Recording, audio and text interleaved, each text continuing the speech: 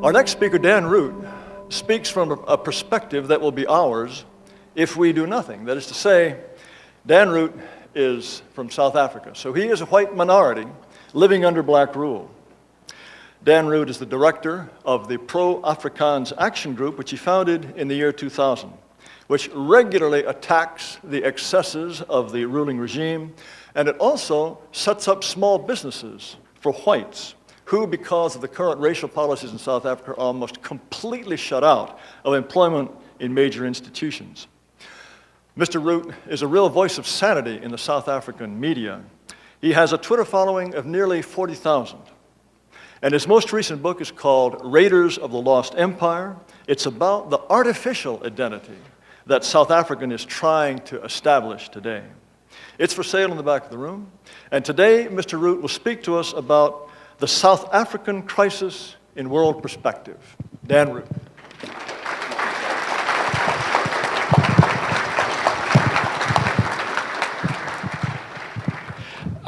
Yes, thank you, Jared, and everybody at American Renaissance for your kind invitation. And I also want to thank the US government for finally okaying my visa application, because upon first applying for it, I was confronted with one of your darker compatriots as an official, and after learning that I was on my way to the American Renaissance Conference, he promptly refused my US visa. And I was very disappointed, and it took quite a few weeks before this decision was reversed. And in the meantime, I'd actually sent an email to Jared Taylor saying that I might come on a Mexican visa, because I'd worked out that I could actually fly to Monterrey in North Mexico and buy a second-hand mountain bike and then cross the Rio Grande by mountain bike up to San Antonio, and it would have taken me 300 miles in cycling, and it would have been very good exercise. But unfortunately, well, and now I'm spoiling myself on your marvelous Southern cooking here at breakfast every day, and I'm not getting the exercise I need. But that's perhaps not such an important point at this moment.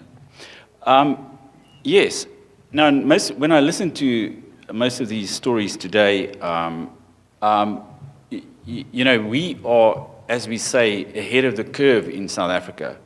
We are already a minority, a powerless minority in our own country. In fact, there's a Dutch politician, Mr. Martin Bosma, who's written a book, and it was published last year, about us, with precisely that title, Afrikaners zijn, that we are a powerless minority in our own country. And he also famously said, and this is from a Dutch newspaper, that Afrikaners are the canaries in the coal mine.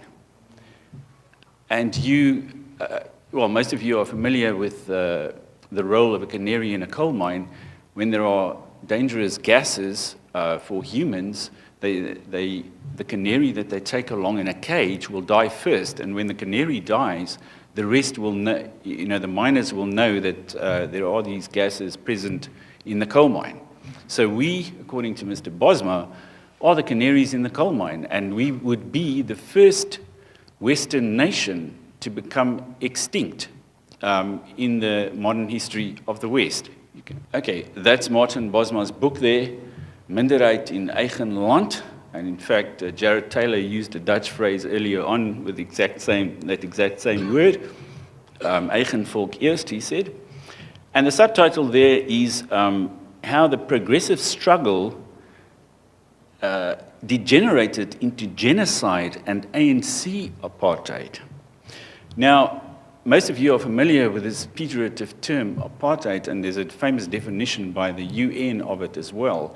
But in fact, if you look at that UN definition, it fits the current government of South Africa more than it did any of our governments in the past, because the UN says apartheid is destroying a race or a culture or a people, and that's exactly what is being done to us currently in our own country, where we are a minority. This is the quote from the book by Martin Bosma, where he says, "The Afrikaners function as the guinea pig in the multicultural laboratory.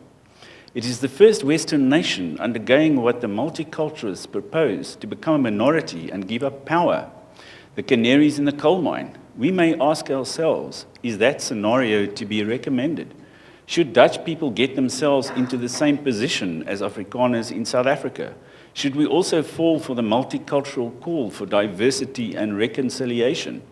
The author Milan Kundera wrote, "A man knows that he is mortal, but he always assumes that his nation has eternal life." And, well, as we've seen from Jared Taylor's talk and some of the others we've heard this morning, that, once you, given the lamentable state of the multicultural experiment currently in the West, it's going to become even worse when you actually lose power yourselves, when you become a demographic minority in your country. And there are very close similarities between our decline and yours, with the main difference that your decline is still gradual. It is still a few decades in the future. But ours was, to put it bluntly, sudden and brutal. It reminded me, when I was young, or even as a child, America was for me a very distant place. But I did read a few American books, and one of my most cherished possessions is the short stories of Edgar Allan Poe, in an edition that I got from my father. And there's you probably know that story, the facts in the case of Monsieur Valdemar. And it's a kind of metaphor for me what happened to us. In the case of Mr. Valdemar, he gets hypnotized on his deathbed. And then 7 months later, the hypnotist tries to reawaken him to see if he might not live. But in fact, in a few seconds, his body goes through the degeneration that it would have gone through in 7 months. And that's the rather macabre description that Edgar Allan Poe gives of Monsieur Valdemar. And we, since 1994, has gone through such a process of degeneration and decline that one could compare it almost to the rotting away of a corpse. I could tell you very many stories about everything that's wrong in South Africa today, but as this graph of our currency, I think, puts it all into perspective. As you can see here, around up until about 1984 or thereabouts, when the anti-apartheid movement really started gaining momentum, until today, our currency has lost about 90 to 95% of its value. In fact, since my last appearance at American Renaissance in 2011, it's lost 50% of its value. So even though the media are trying to sell the South African story as a good story, the markets are not convinced, and the investors are not convinced, and that is the result. In 1974, $1 was only 66 of our South African cents, and $1 currently is worth 15 Rand 40. There's another graph about the decline. That's another theme that we've heard today, is the demographic decline of Westerners and white people generally in the world. And this is a graph from The Economist, the British Economist, where they show that the blue section there is the white population of South Africa, and how it's grown slowly over the years since about 1910, and the black portions on this graph shows you how the black population has grown. So we've, since 1960, gone from 20% of the overall population to currently below 10. And there are even some very pessimistic predictions that say in the year 2030, we'll only be 1 or 2% of the total population of South Africa. But I'm inclined to think that those are a bit on the pessimistic side, but it's definitely the case that we are waning away as a percentage of the total population. These are the same kind of figures presented of the white population since 1904, when we were 1.1 million, 2015, we are 4.5 million. Our fertility rate is also very low. It's below the replacement value. Peter Brimelow also in his talk referred to that's a major problem among European peoples worldwide.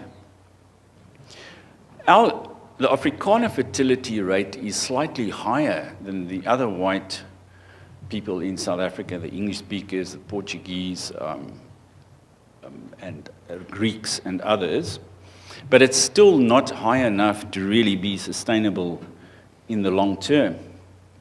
Interestingly, even though those of you who've read my recent article, or I think it was last year in the AmRen magazine or online, about the war on the Afrikaans language, despite that, there's a marginal increase in the number of Afrikaans speakers among white people. We're now 60.8%, and the English speakers have declined to 35.9%, as you can see there. So they're only 35.9% now of the total white population as a result of their very negative birth rate. Now, you know, what's really astonishing about South Africa's fall from grace, as I would call it, is the fact that at one point we were an integral part of the whole Western system. We fought on the side of the Allies in both world wars. We had a very famous prime minister called Jan Smuts. In 1942, during World War II, he became the first empire statesman, so-called, to address both houses of parliament in London to thunderous applause.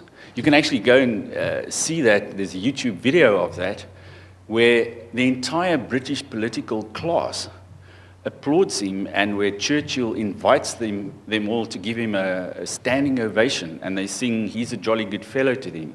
That was in 1942, and only a few years later, a few decades later, we were the so-called pariah of the world. People were boycotting us. They wouldn't play sport against us. They even spat on our diplomats in Western capitals. This is a picture taken quite recently, earlier this year, a bust of Smuts defaced at the University of Cape Town. You've got the same types of problems on your campuses where statues of former white heroes or Confederate heroes are also defaced by these so-called protesters. That's another monument to our participation in the two world wars. I wouldn't read the inscription there. I'm sorry to expose you to that, but it gives you it gives you a good impression of the sort of hostility that we've got against white people currently in South Africa, defacing memorials like that. This is another picture of Churchill, all the leaders from the Second World War. There's Eisenhower, Churchill, and Smuts, and including the Canadian and Australian leaders inspecting the troops during the war. So what are the main reasons, in summary, for our decline? Was first our demographic marginalization as a result of the black and the colored population explosion. Our so-called colored population, the mixed race population, they went from below 1 million to currently about 5 million people since 1960. And then there was this great ideological change in the world that people call political correctness, cultural Marxism, progressivism, or anti-white racism. And that triggered this immense hostility towards us in the world. And as a result of that propaganda onslaught, we finally lost power in our own country. And those same factors are at work to bring down the entire Western civilization. Demographic decline, as well as the demoralizing influence of political correctness. And of course, we were betrayed by our own leaders, just like Mrs. Merkel betrayed Germany by welcoming all these Islamic refugees into her own country. And, I mean, there are other statements by Bill Clinton, Nicolas Sarkozy, and others where they openly declare that it's going to be a good thing for whites to become minorities in their own countries, just like we are at the moment.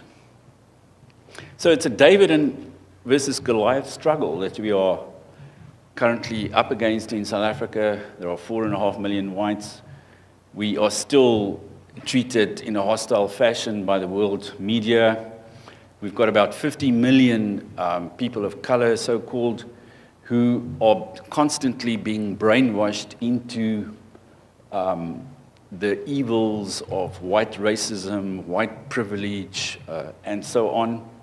We've also got a very ultra-liberal set of media.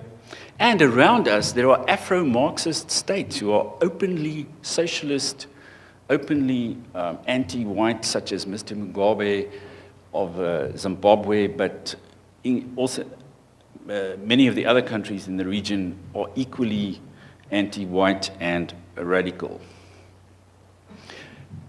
There's also a new anti-racism law in South Africa that they are contemplating, and it's going to be a criminal offense to say or do anything deemed to be racist. So hate speech, so-called, will in itself become a hate crime. This is almost like something from George Orwell's novel 1984, where there were thought crime and speech crime. So you're going to commit a speech crime in South Africa, and they could actually get very nasty with you. There's also a national plan, so-called, against racism. I won't go into all the details of that, but those are some of the definitions being used, such as a hate crime, acts motivated by bias based on the identity with reference to race, religion, and national origin, sexual orientation, gender, or gender identity of the victim. Except somehow these things don't apply to whites. I mean, if you're anti-white, or that doesn't count as racism or as a hate crime. Over the past week or two ever since the beginning of the year, every week there has been a racism scandal in South Africa, and the media go completely berserk in reporting on these things. A week or two ago, there was a High Court judge in Pretoria, Mabel Jansen, who stated that there was she had about 50 cases in her own court of black men raping children. And she said that this was such a phenomenon, and she thinks there were cultural reasons behind this. Immediately, she was attacked by a so-called social justice warrior, one Gillian Schutte, and she's on her way to being the first judge in the history of South Africa to be impeached as a result of something she stated in a private message on Facebook about the nature of black perpetrators. This is now the social justice warrior. You've also got a lot of them here in the USA. Her name is Gillian Schutte. Her married name is Singizwa. And this is Mr. Singizwa and their child. And she's got such an obsession over her own step into miscegenation, or whatever you might want to call it, that she is constantly raging against all the whites in the country and seeking out those whites who dare to stray a few millimeters, from the straight and narrow path of anti-racism. So we are becoming a kind of anti-racist Soviet Union, where whites will be persecuted for not towing the line and for making or even thinking the unthinkable. Some of the stuff that Jared Taylor said today, I think if he had to say it in South Africa, he would also be possibly charged with a misdemeanor, or it could soon be a felony in your terms. So US political correctness is amplified and intensified in South Africa. Then there's a strange case of Mr. Andre van Deventer. He actually called they're talking there about the K word. Now you have in the US the N word, whereas we've got the K word. There's an Arab word for an unbeliever is a kafir. And in South Africa, that's the sort of pejorative word that people use for black people, and it's been like that for years. And apparently Mr. van Deventer called his girlfriend's domestic servant a kafir. And he was first fined with 50,000 rand and 2 years of house arrest. Then when he didn't, according to the magistrate concerned, he didn't follow her, her court order to the letter, he was sent to jail for 2 years, for using the word kafir. Here in America, we're protected by the First Amendment, so I can say it here on stage, but probably not in South Africa. So our struggle in South Africa is part of the global struggle that we've been talking about today. In 1980, few people understood what we were up against, except perhaps the American South, the Belgians who were driven out of the Congo, the Portuguese who were driven out of Angola and Mozambique, the Rhodesians, and some Frenchmen, because the French also had various colonies in Africa, and they had some experience of the cultural differences between whites and blacks. But thanks to the immigration crisis in Europe today, which is very unfortunate for them, but in a way it's unfortunate for us because now suddenly people understand. They've got a greater experience and understanding of what we are confronted with. And there's a nice term in German, Kulturkampf, which is, I think Huntington translated that into his Clash of Civilizations. And this is actually Huntington's own map of the various civilizations in the world. And there's sub-Saharan Africa, there where we live. The West is sort of the light blue or purple there. And then you've got the Russian Empire over there, and then the cynic one, as he calls it. And the thing is that I don't think Africans have the power or the ability to actually dominate South Africa in years to come. We're already seeing an influx of Pakistanis into our country and Chinese and so on. And eventually our country will be dominated either by the Chinese or by the Indians. And that way, the Western world is shrinking all the time. And some of these other civilizations are taking positions, they are taking strategic positions, and South Africa is already an anti-Western country, but in the future it might even become more of an anti-Western country, aimed with all its naval bases and so on being used against the West itself. You all know about the domino theory. General Charles de Gaulle of France thought South Africa of strategic importance to the West, and he said that France should always protect it. Unfortunately, that didn't happen. And each domino that falls on that map of the clash of civilizations is a negative for our civilization. And that's one very good reason to try and save what is left of South Africa. This is a picture of our old Air Force, some of our planes. When the ANC and South African Communist Party took over, they simply sold off all those planes everywhere for cash. And a lot of middlemen made a lot of money out of that. But it's gone. Our Air Force is gone. And we were once voted the most professional Air Force in the world by a group of pilots meeting here in the United States.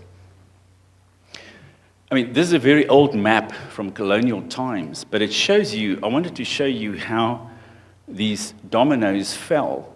You know, we were surrounded by friendly countries, the two Portuguese colonies, Angola, Mozambique, and then southern Rhodesia, Botswana, today Bechuanaland, and Southwest Africa, which we controlled. But the moment the two Portuguese colonies fell in the 1970s and in 1980, Rhodesia, 1990, Southwest Africa, we just collapsed a few years later. So the same logic holds for you. The more the dominoes fall, if a country in Europe like France had to become Islamic, you know, that would be extremely negative for America too, because they will have more and more positions and territory that they control against our own white Christian Western civilization. Should we place our faith in these leaders? You know, you know, first of all, there's Mr. de Klerk here. He's an absolutely hated man in South Africa today. I mean, the world press lauded him as a hero, as a great architect of the new South Africa and reconciliation between black and white. But his own people today abhor him totally. And in fact, our new black government bought a $1 million armor-plated Mercedes for him to protect him against his own people, because there were so many threats, apparently, to his life from people who felt that he'd betrayed them. Then there's Mrs. Merkel. I don't think we need to say too much about her. Mrs. Hillary Clinton, who depends on the black vote in the USA. Without the black vote, she probably would have lost against Bernie Sanders. So she's not a friend of white people by any stretch of the imagination. And whenever people say that we should emigrate from our own country, you know, I wonder sometimes whether we're not going from the frying pan into the fire, because we may find that Mrs. Clinton or Mrs. Merkel or whomever will do a kind of a de Klerk to us in our new adopted country, and we'll end up in exactly the same position as we are in at the moment. This is a little photo that I got on the internet, and which is very touching. It's actually a group of Afrikaner children of kindergarten age, and they're learning our folk dances that we've practiced for hundreds of years. I did it when I was about 14 at high school. We had once a week these sessions with girls, and we dress in traditional dress, and we play music, and we do these folk dances. And they're learning it there today. This was from 2011. So our customs and culture and so on is still being transmitted from one generation to the next. I think Richard Spencer also referred to the struggle for our identity. And I think on that score, we are actually winning the battle in South Africa. We are fighting for our language, fighting for our customs, our identity, our culture, and so on. That's the first aspect of what we are up against. And then there's a security issue. You can go on. Okay, this is another photo showing the Volksspiele. This is from 1952. 3,000 people participated in this folk dance down in Cape Town. Now, today, something like that wouldn't happen. But we have, you know, we can look back at the past when our people were really motivated to live out their own culture like they did in this photograph here. There was also a commemorative stamp for Volksspiele, as we call it, folk dances, at the time. So what can be done? I mean, we are confronted with with a number of serious problems, but the first one is physical security. We are being attacked all the time. You can go onto the internet and Google farm murders, and you'll find a whole lot of very gruesome photographs of people who have been killed, murdered, raped, tortured to death, horrible things that have happened over the last few years in South Africa. And there's been a response to that by means of private security companies, neighborhood watchers, farm watchers, and people are buying guns all the time, and they are getting prepared. But we need something more strategic, like a community security company that will be run and managed by whites and probably staffed by whites, so that if the worst comes to the worst, we at least have something to defend us. And then we need economic security. You know, that's a major issue. On Facebook, not so long ago, somebody said there was a job as a chauffeur available for a white person. And I'm not lying, within a few hours, 100 people had applied for that job on Facebook, showing you that there's such a need for employment amongst white people who are being marginalized through affirmative action and all these other grandiose schemes by our government. I mean, they actually force the companies to maintain racial quotas in employment and so on. So there's a great need for new jobs among white South Africans. There's my book that's available here. And in the book, I talk about this artificial new identity that they have created in South Africa, a multicultural identity. And they use aspects of the old British Empire for that, and to create what I call a denationalized, globalized, and kitsch identity. And the advertising industry played an important role in creating this new identity in South Africa. Another example of a kind of a small business, this farming family, they're exporting grapes to China and Japan. I myself had the opportunity to visit a place where they do a lot of exports of fruit and so on to Europe. So there's a lot of things that we can do. What else can we, yeah, I mean, there are all sorts of sectors of the economy where we can play a role in tourism, IT and web design, medical, accounting. South Africa was voted as the #1 country for financial reporting of listed companies, because we probably have the best accountants in the world. We've got extremely stringent standards and and the level at University of Education and the board exams, very difficult. So that's something that we can do. And a lot of them, of course, have gone to Australia and other places where they are still practicing as accountants. Anything high-tech in South Africa is also good for white employment. We got a contract from Europe and the USA to build the largest radio telescope in the world, and that created, in the Karoo Desert, and that created a lot of jobs for white people. I'm just showing one example of a successful businessman in South Africa. He started a new bank a few years ago. In fact, the costs for the customer is so low, it's equivalent to 30 US cents per month for banking with this bank, and the rest of the services are all free. He was actually fired at the age of 48, and he had to start a new business. And he had a brokerage for a few years, and then he started this new bank, and this is the share price, how it's done over the last 2 years or so. And the title of his autobiography is, "And Then They Fired Me." Now, we've been fired from government and everywhere in South Africa. From most jobs, we have been fired by the new lot that took over, but it's not the end of the world. We can bounce back, like this man did. So, I think I've been mentioning it here and there to people at the conference. I think there's a great need for a kind of a worldwide ethnic business network for pro-white people, where we can invest in each other's businesses and we can create jobs in various countries. Also in Europe, there's a huge youth unemployment problem. And the internet has made physical proximity almost irrelevant. We can communicate at almost zero cost with one another, both regarding human relationships and economic exchange, it just facilitates it to an astonishing extent. Yeah, this is a picture of the people who conquered us. I think they're a bunch of clowns. I mean, this is the famous Nelson Mandela. They built a statue for him next to the British Parliament. They've erected statues all over South Africa for him. That's his wife, Winnie, or his ex-wife. She killed a child of 12 years old. But the state never pressed charges against her. She's a murderer, okay? She ran a group of thugs, which she called a soccer team, and they murdered several people, in fact. And this man, he wasn't even born in South Africa. His name was Joe Slovo. He came to South Africa at the age of 10 from Lithuania. His name is Joe Slovo.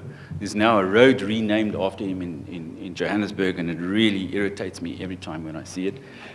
And yeah, and the West preferred these people to us who fought with them in 2 world wars. They preferred them to us. So we were also betrayed by our brothers and sisters in the Western countries. So what's really motivating me in my dream is that we should take back our country sometime in the future. There's going to be a huge crisis in South Africa sooner or later, and we must prepare ourselves for that, and eventually we must take it back, perhaps not all of it, but at least those parts that matter. And, we must hoist our orange, white, and blue flag again. That's the old Dutch flag that was first hoisted in 1572, when the first Dutch town was liberated from the Spanish Empire. In fact, Martin Bosma and I from the Dutch Freedom Party, we sort of have a bit of a rivalry going on who's going to hoist that flag first in one of our countries. He also wants it back for Holland. So we were talking about the dead canary. The canary is not dead, and he's working. And, you know, as I was walking towards this hall, another very famous line from American literature by Dylan Thomas sprung to mind. Don't go gently into that good night. Rage, rage against the dying of the light. And we are the light of Africa, and it must stay that way. Thank you very much.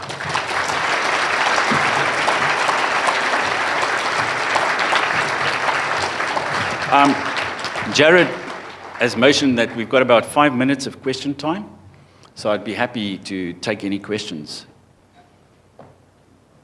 Oh, sure. Oh, it's working. Excellent. I had a question about a country you had referred to earlier and how it related to South Africa. Rhodesia, I was curious as to, I've never really, when I've looked, I really haven't found any information that's really satisfied, like to give me a clear answer. What was the main reason why South Africa didn't even militarily back Rhodesia back when, as you mentioned, when the Portuguese colonies, Mozambique, and Angola fell? Why did and I guess the British and Americans, of course, put pressure on Rhodesia, of course, with more sanctions, but did they pressure South Africa super heavily? Is that what stopped them, or was the Afrikaner rivalry with the English Rhodesians, or? No, I mean, definitely, you know, it wasn't due to Afrikaner-English rivalry, and in our old army, I mean, there was such a good relationship among the two language communities within the army, and they each fought together, they ate together, fought together, and there was absolutely no division there. In fact, it's part of this, what I would call the Great Betrayal. In fact, Britain first put pressure on us because we had our police force. We had a police unit stationed in Rhodesia, and in 1973, the then Prime Minister of South Africa, B.J. Vorster, he swore that South Africa will never leave Rhodesia and never pull out this police unit that were fighting for the Rhodesians. But at the end of that year, he buckled under British pressure and he pulled those people back. And there was one British diplomat. In fact, afterwards, after devastating both Rhodesia and South Africa, he was rewarded with the post of ambassador here in Washington. His name, he was also made a baron of the British Empire. His name is Baron Robin Rennick. And he worked in cahoots with Joe Slovo and some other people. They first devised this plan to bring Rhodesia completely under radical Marxist rule. That was in 1979 at the Lancaster House, so-called summit. And then he did the same thing in South Africa. So it wasn't us. It was definitely Britain and this one man who played a major role in laying Rhodesia low. And our government was naive enough to think if they succumbed to Western pressure on Rhodesia, they would be left alone. Of course, they weren't. I was involved in conservative journalism in the US in the 70s and 80s. And at that time, there was all kinds of sort of plan Bs that were being talked about vis-a-vis South Africa. Maybe the whites would fall back on the Western Cape, or maybe Natal would be split off. Well, the one thing that they said they would never do is go to one man, one vote in a unitary state. But that's exactly what they did. Now, what happened here? What happened to all these plan Bs, these other ideas? Well, you know, of Mr. P.W. Botha, who was Prime Minister until 1989, he was stabbed in the back by both Mr. de Klerk and a whole group in the cabinet. And he would never have acceded to this, but de Klerk didn't have a plan B at all. And apparently he was so megalomaniac that he thought that the blacks would actually vote for him. And he thought that, you know, we'd have the election and I'd still be in power and that would be the end of it. So he didn't really worry much about a plan B or anything like that at all. He was simply very naive, and there was this euphoria created by the Western media, and as a result of that, and some people in the military who were being pressured to actually do something, they also lacked the courage to actually make a stand somewhere. And our General Constant Viljoen, who was the previous head of the army, he is even today considered a traitor because he didn't do something to stop it. That's the, no.